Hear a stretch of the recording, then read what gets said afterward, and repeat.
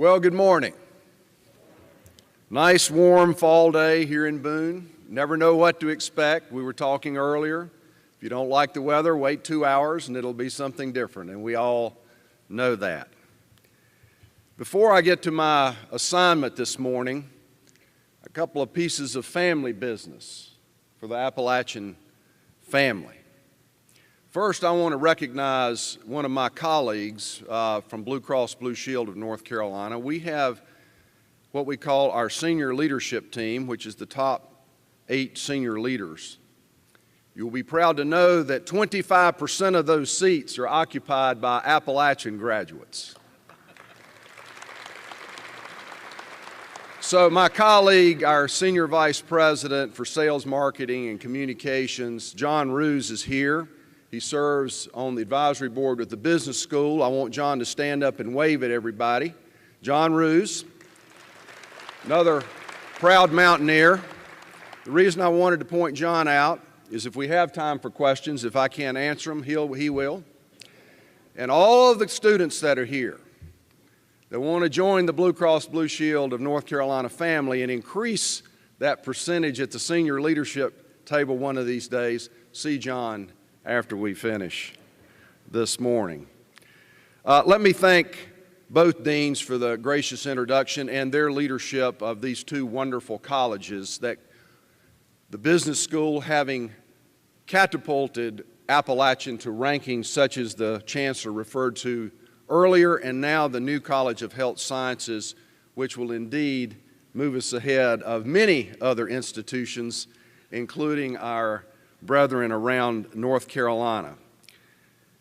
2 more items of family business. I want to thank Chancellor Ken Peacock, who is in his last lap here at Appalachian, and there will be plenty of opportunities in the coming months to thank he and Roseanne and reflect and think about all the wonderful things that have happened here in Boone because of their leadership. But I wanted to take a minute this morning to thank him for his inspiration, for his energy, which is perpetual, for challenging us and leading us with integrity and with commitment here at Appalachian State. So, Chancellor, we're here today to also celebrate your visionary leadership, because this indeed is the first College of Business and College of Health Sciences joint lecture.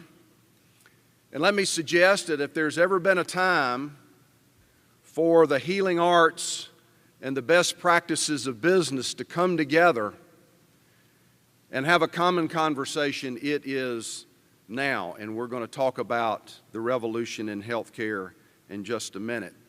My last piece of family business is I want to speak directly to the members of the faculty that are here today, along with the administrators and all of the staff, wherever you may be found here in the Holmes Center. On behalf of all rounded up 9 million North Carolinians, I want to thank you for your hard work and your leadership as you continue to lift the spirit of students, to stretch their mind, to prepare them for this global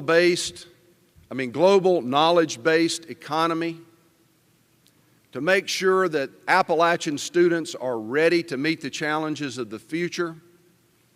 And you're doing it at some of the toughest times in the history of the Consolidated University of North Carolina. And I want to thank you for sticking with it and staying at it. And I want to remind all of us that our state has always been distinguished in this country for lots of reasons, one of which is the 17 crown jewels that comprise the University of North Carolina. And we all need to, as mountaineers always do, stand in the gap and make sure that our university gets the resources and the time and attention that it needs to continue to be the differentiator for North Carolina in the world. And as our president, Erskine Bowles, former president, often said, The biggest and best asset we have in this university are the minds of our faculty. So thank you for continuing to deploy your time and talents on behalf of all of us in this very tough time in the life of the university, and we will come out of it even stronger.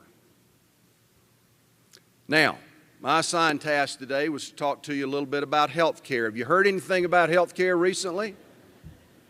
Seems like there's no other topic on the planet other than health care. And what my goal is, we could spend all day, which you do not want, talking about health care and the various aspects of it and the complexities that we currently face. I'm going to leave you with a few themes and some examples of what's going on here in North Carolina that our company is proud to be a part of and lead.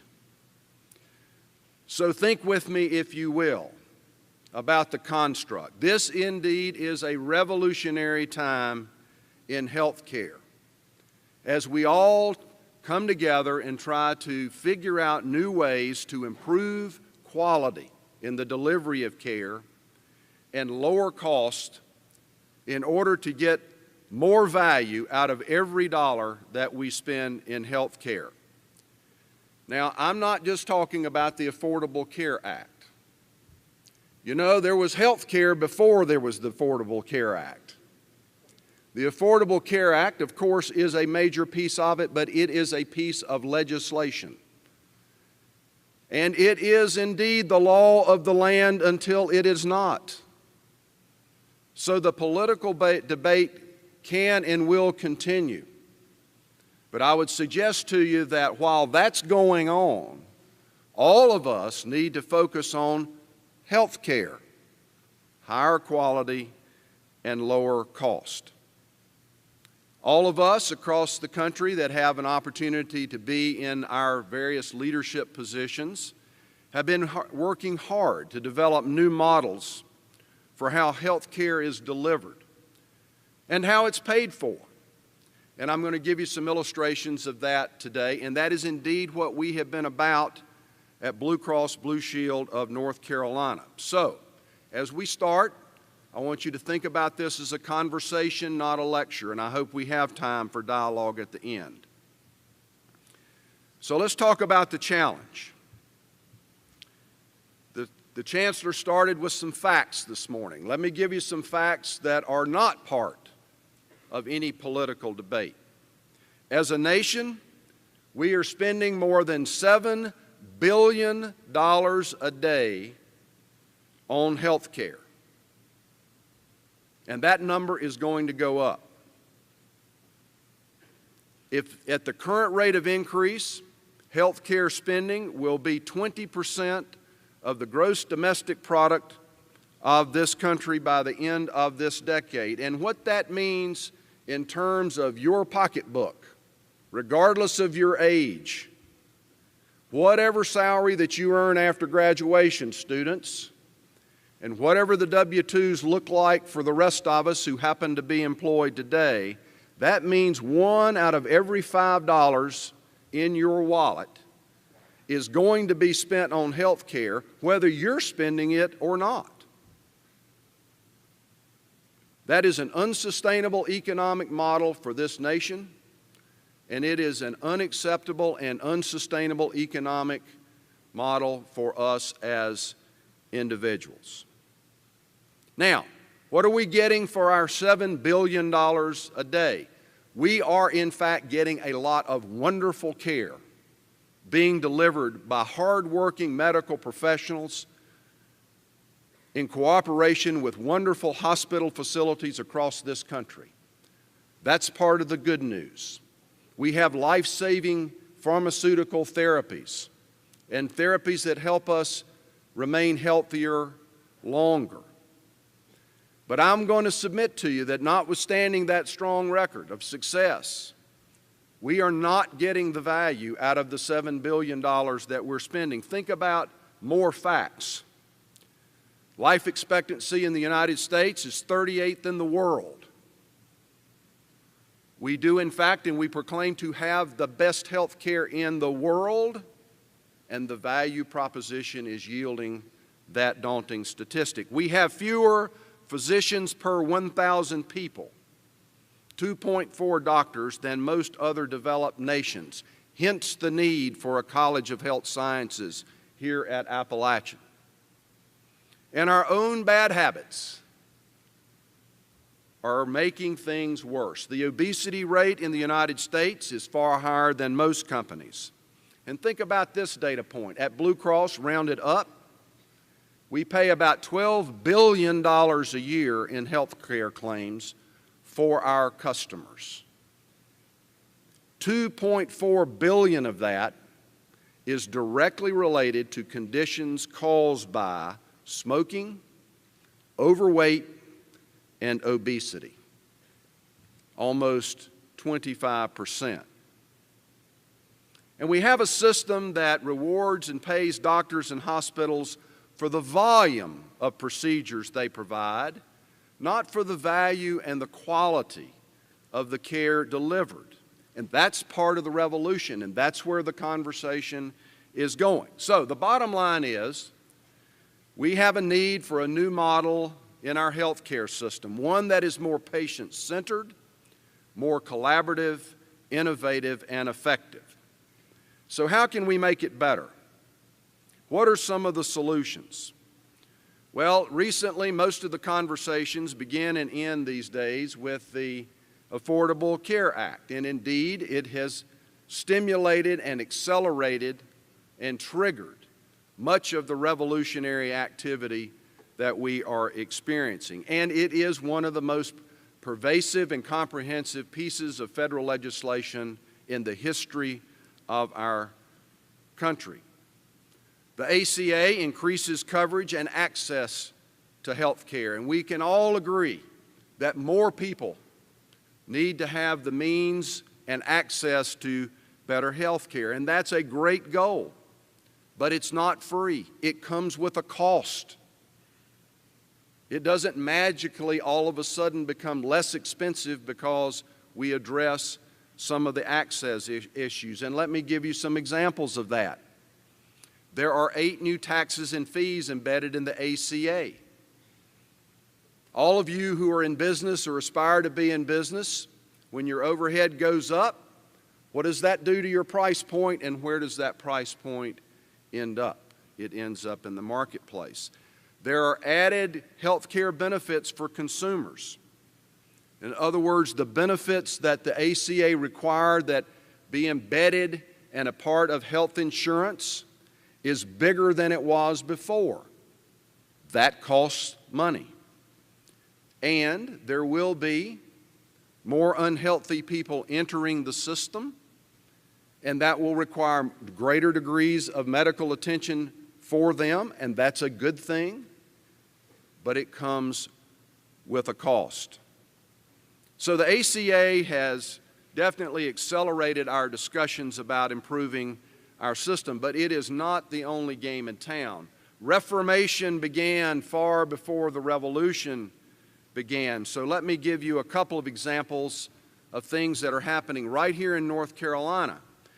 And you should be very proud of North Carolina because the nation is watching what we're doing here. North Carolina, our wonderful provider community, and I'm proud to say our company and many others are leading, trying to figure this thing out, coming up with innovations, and the eyes of the country are watching what we're doing. At BlueCross, one example, we have partnered with the UNC healthcare system to develop a new type of medical practice that's called Carolina Advanced Health. Go Google it. You'll learn a lot about a new way to do health care. We opened up the doors jointly with the UNC healthcare system in Durham and Chapel Hill almost 2 years ago. And what it does, and we could spend an hour talking about it, but fundamentally what it does, it brings together medical professionals, doctors, PAs, nurses, who put the patient at the center of a team. Primary care, pharmacy, mental health professionals, nutritionists, and case managers. It's a one-stop shop, if you want to think about it in that regard. And it's getting dramatic results. For the first year, there were 0 avoidable hospital admissions out of the patient cohort from Carolina Advanced Health. There were 64% fewer emergency room visits by the patients who go to Carolina Advanced Health as compared to BlueCross BlueShield customers as a whole. And most importantly, the patient satisfaction, reaction, and scores are off the charts. One note that I got from a woman said, "Can you tell me why medicine hadn't been practiced this way in the last 40 years?" Another way that healthcare is changing is through something you may have heard about, accountable care organizations, ACOs. Now, I say that when you've seen one ACO, you've seen one ACO, because it has become a catchphrase for all kinds of innovative things that are going on. But fundamentally, an ACO lines up incentives so that the hospital and the doctors get a share of the money that is saved as a result of better care delivery when it is in fact delivered in an efficient, high-quality manner. Our company is involved in 5 of these across North Carolina. One, a most recent exciting new development, is in Wilmington, where we have come together with a large independent physician practice and New Hanover Hospital and BlueCross BlueShield, all at the table, developing an ACO model that I'm convinced will in fact deliver higher quality care to the patients in that area at a lower cost. Another example of an innovation is what you may have heard of this too, episodic bundled payments. What that means very simply is that the health plan, BlueCross, pays the hospital a set rate for an entire episode of care. Then, it's up to the hospital to manage that care efficiently. If the hospital does so, and they do it at a lower cost than that which we have paid, they keep the difference. If, however, it's not handled in that way and the cost goes above what it is that we have paid, then it's up to the hospital to cover that cost. And you do not get an additional bill beyond that flat amount. We have a number of those in existence around North Carolina, one of the most recent being knee replacement surgery at Duke. Now, I could give you many, many more examples of innovations that are going on, and it would be far beyond the time that we have and more detail than you probably want to hear about this morning. But the key takeaway here is that we have all come to realize, we being all of the players in the healthcare system, that we can't go off independently of each other and chart our own path and expect to be successful. We have to work together if we're going to make the whole healthcare system better. And you know, I think that we have an advantage in North Carolina when we start working that way, because that's the way we do things in North Carolina. You can look across our long history here. And when we as a state recognize that we've got a problem, North Carolinians come together, identify the problem, lay down their differences, and roll up their sleeves and go to work and fix it. As I travel around the country and people ask me, how in the world did you, BlueCross, and UNC Healthcare System get together to build a fabulous new clinic that's moving the needle on higher quality and lower cost? What's the secret sauce? Well, leadership matters, and Bill Roper is a dynamic and progressive thinker. He's the leader of the UNC Healthcare System. But the key is, that's what we do in North Carolina. That's who we are. We come together and solve problems. And I tell my colleagues, I hope that you can ultimately do the same.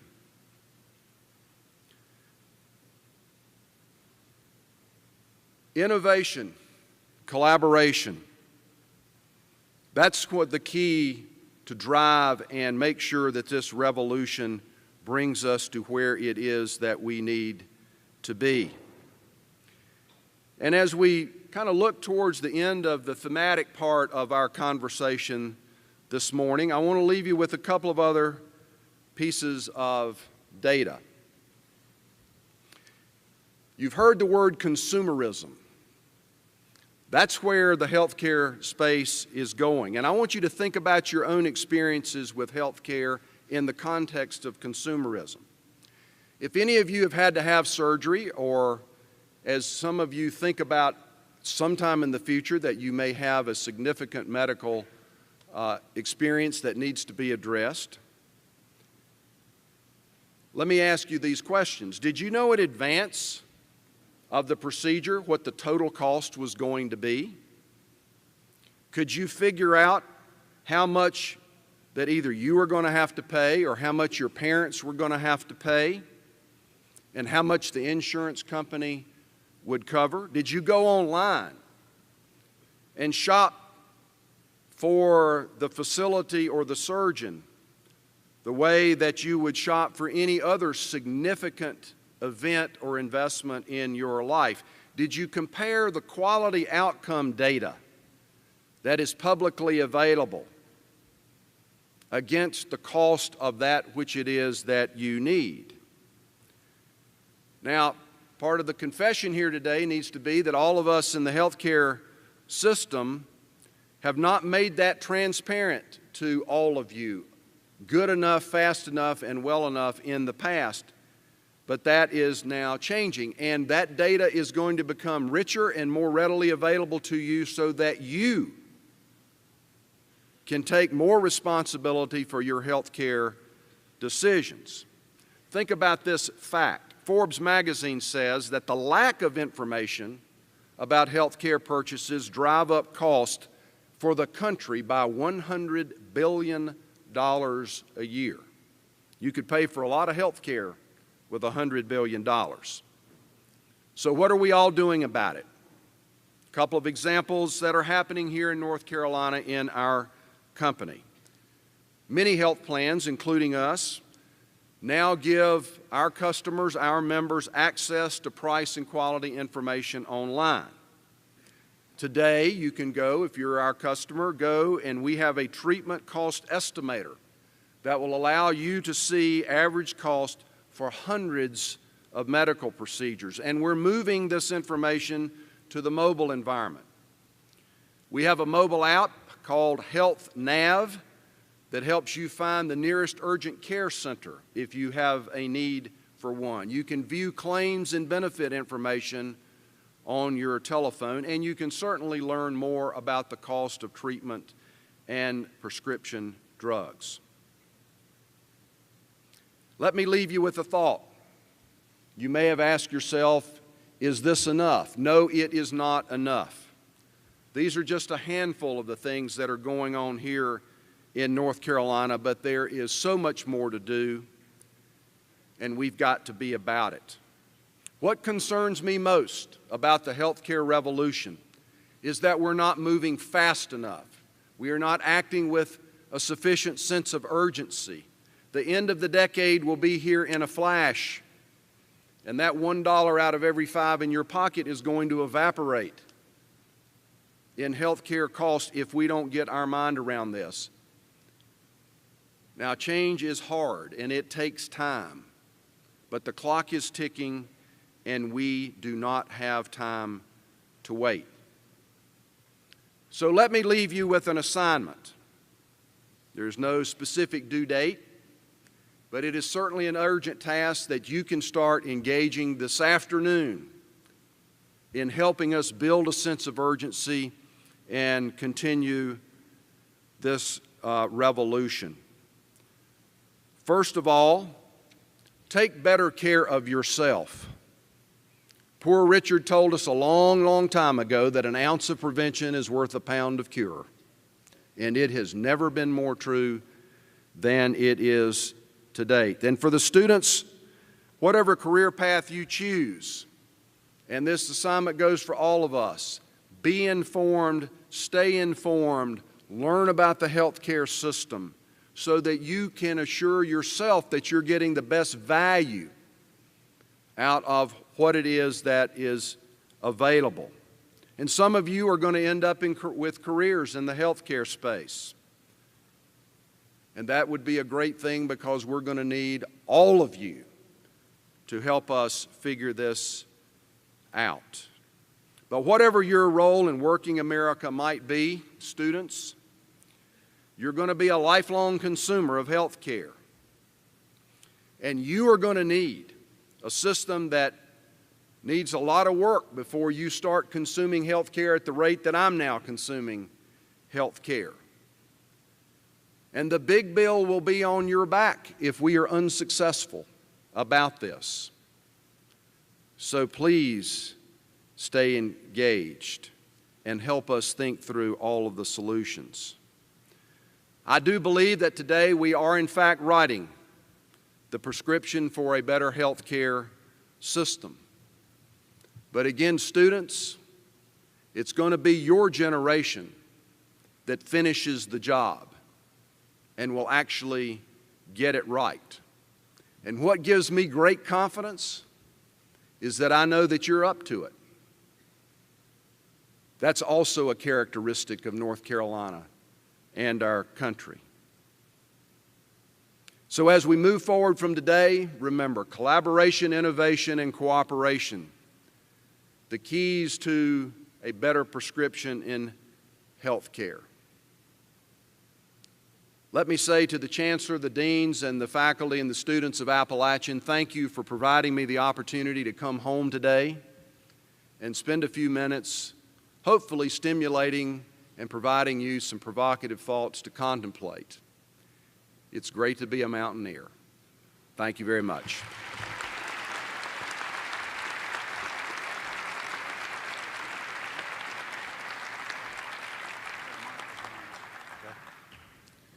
Thank you so much, Brad, for those inspiring, provocative, and very insightful comments. Mr. Wilson has agreed to take some questions from the floor. We have some microphones down here. We also have some students who are walking around with a portable mic and can and will recognize you. So please, anyone.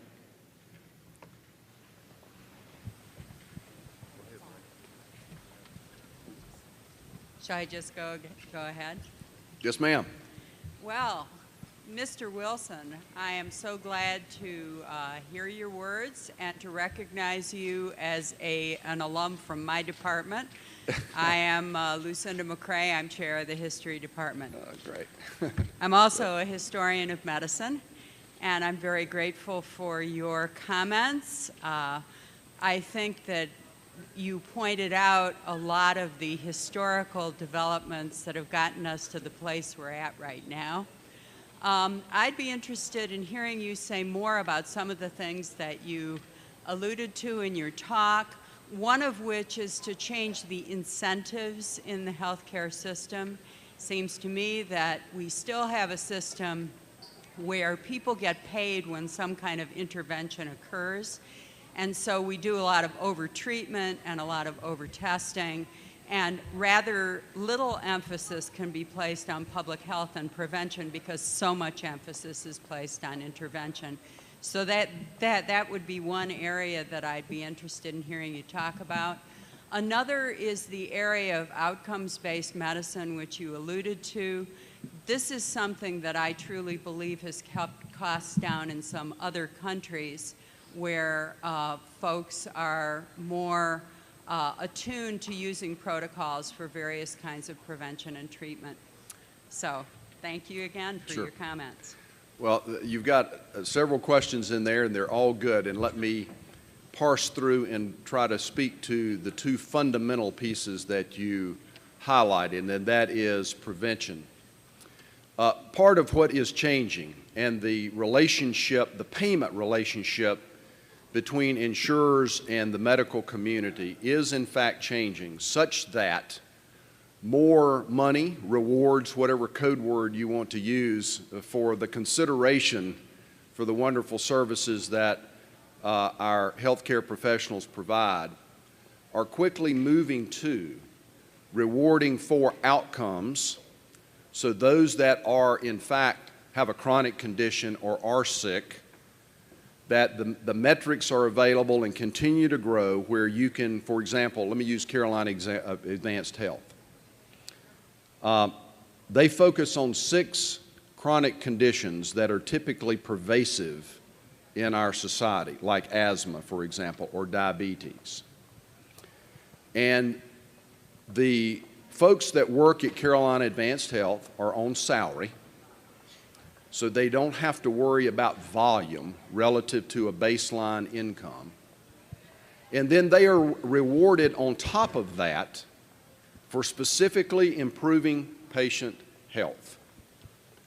There's a very complicated, it is complicated to me, equation that is deployed at the end of the year, and Rand helped us develop this, which takes an outside of Carolina Advanced Health cohort health status and compares it to the health status of those inside of Carolina Advanced Health, to the end that you can measure to see that those patients are getting healthier, faster, better, quicker, and cheaper than the world at large. And as a result of that good work, then the medical professionals are rewarded on top of the base salary, if you will, for that outcome. Now, I believe that that's where the world is going, and that one of these days that's going to be the predominant financial model in the healthcare space. We just don't have enough of it now. Now, back to prevention. One of the good things that the ACA did, it didn't do enough in my opinion, but it does put some highlight on prevention.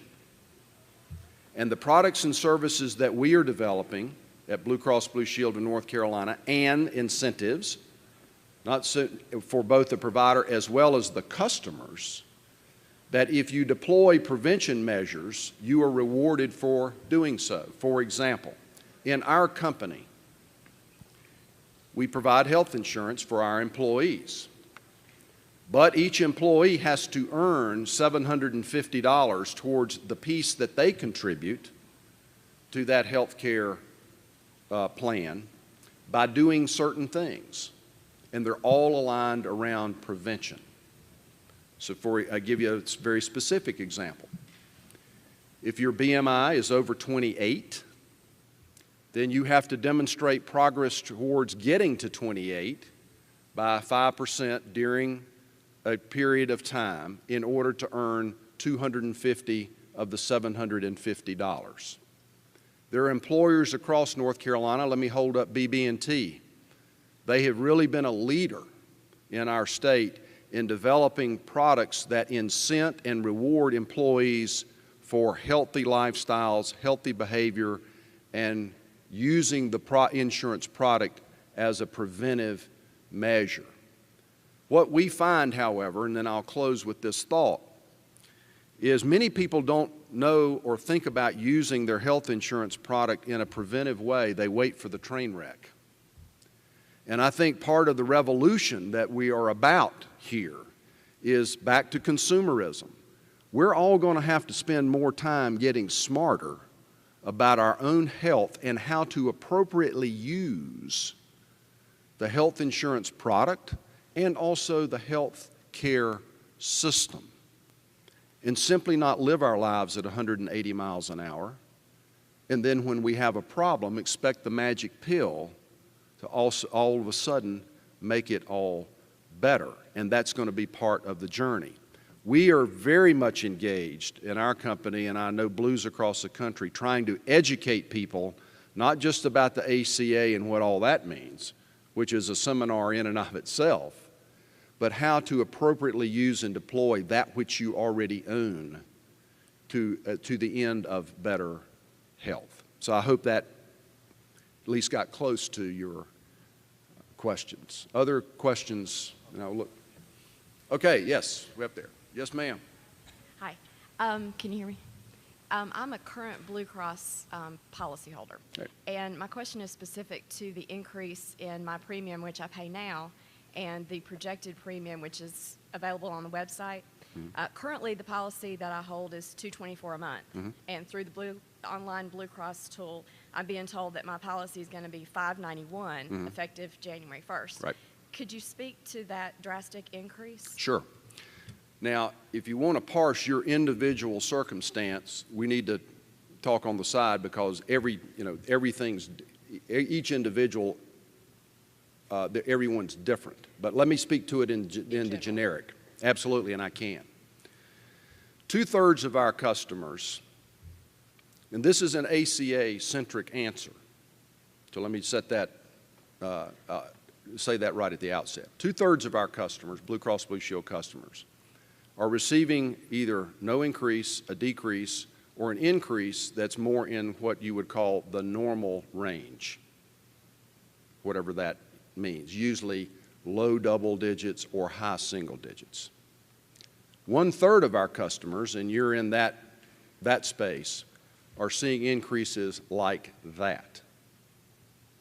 Now, while again, I can't parse your individual circumstance, but the general answer is this.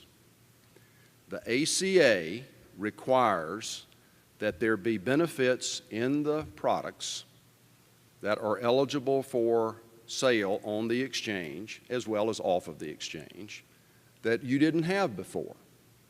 Whether you need it or not and whether you want it or not, you got to buy it. Let me give you an example. Everyone has to have maternity coverage.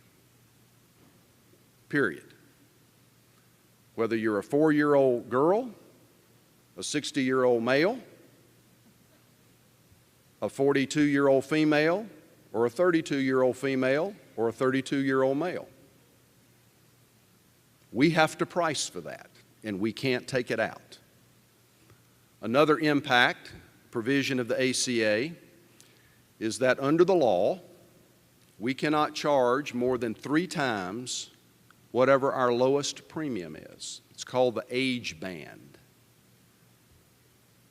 So those of us who are, I'm 60, my premium can't be more than 3 times what my son's premium would be, who is 27 years old. Guess what? For those on the lower end of the spectrum, regardless of your health, those on the lower end of the spectrum, it gets increased disproportionately to the decrease for those on the upper end. Also embedded in that premium is the health insurer tax, a new tax by the federal government on insurers. Our portion of that tax, on top of that which we already pay, not complaining, just giving you data, that's an additional $78 million. On top of last year, we roughly paid $130 million, state, local, and federal. Add another 78 on top of that. There are other components. I could go on, but those typically are the 3 big ones that hit that premium. And I am certainly sorry for that experience and would be happy to, again, have a sidebar, get some information and connect you with one of our folks that might help you soften that blow, if you will. But my suspicion is that my answer is going to be highly relevant to your individual circumstance and increase. And that's happening all over the country. It's not just North Carolina. That is one of the adverse consequences of the ACA. Not being critical, just being truthful.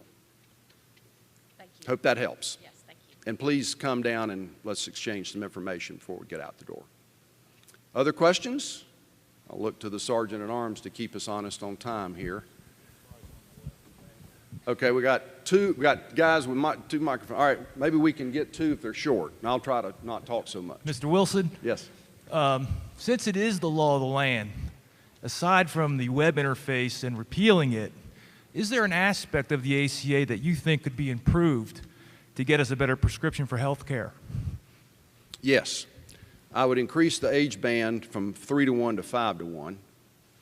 I would extend the grandfathering period, and I'm going to get highly technical here. If you did not change your health insurance policy after March 23rd of 2010, you didn't make any changes, then you can keep the old. What I would do is say, change that date, and this was an idea that one of John's team members had this week. In fact, we shared it with the White House. Extend that through December 31 of 2013. My guess is the woman who just asked me that question, she could stay on a grandfather policy and keep that 200 and change premium versus jumping to the 500. The folks that already have insurance are being disproportionately impacted by that. That would be the second thing I would do. The third thing I would have done is I wouldn't have gone live October the 1st with a technology system that is struggling mightily at best. And the list goes on, but if I were king this morning, there would be my magic wand wave. All right, can we get this one real quick? If the answer's too long, I'll do it on the side. Okay? I think it'll be short. Okay. I'd just be interested in your thoughts on the pharmaceutical industry, pharmaceutical advertising, and the impact on healthcare in general and the cost. Okay. So, again, let me continue to be king for a minute. I enjoy that. That's pretty nice when you can declare yourself king. I would eliminate pharmaceutical advertising. Now, let me just say to you, I've got a lot of good friends in the pharmaceutical industry, and I like them all, and we get along well. And my goodness, how we have benefited from a lot of the therapies that they have been able to create and deploy in our country. But you can mark it on a chart, and you probably have. Those of you who are faculty members and talk about this stuff, you can draw a line on a chart, pre-media, pre-television advertising and post, and pharmaceutical spend in this country has gone straight up. Well, even somebody that's not as smart or with numbers as I am can figure out something happened there that helped accelerate that. And in fact, I've had the opportunity to go to France and England and study their healthcare systems in some depth. And their pharmaceutical czars in the French government and in the UK, they would answer your question the same way that I did. They said, what are you doing with the advertising? Pharmaceutical spend is a big challenge. It is a huge portion of the healthcare cost, and we're going to continue to have to work hard with that, particularly specialty pharmacy. I mean, the cost of some of those drugs are just unbelievable. And the questions are valid. Are they worth it? The bang for the buck. And I'll close by saying this. We're going to have a real intense, serious conversation as a country about end-of-life care. Now, that's a touchy subject. I understand it, that it's touchy. But if you look at all the other, or many of the other developed nations, they've had that conversation, many of them, and we haven't. And with the graying of America, and I'm part of that wave, it's something that we need to call time out and think about. And I'm not talking about death panels or setting up some kind of entity that gets to make judgments about people's personal decisions. But as families, we've got to have that conversation, because the spend on the last 10 days of life is quite astronomical. Not saying that it's not worth it. Don't go away from here and say that. If you do, you misunderstand what I'm saying. I'm just saying that we've got to evaluate all components, and that's one of them. And as a country, I would encourage us to have that conversation and think about it around our kitchen tables. That's something we can do today. again, enjoyed being with you, and hope we win the game Saturday. See you.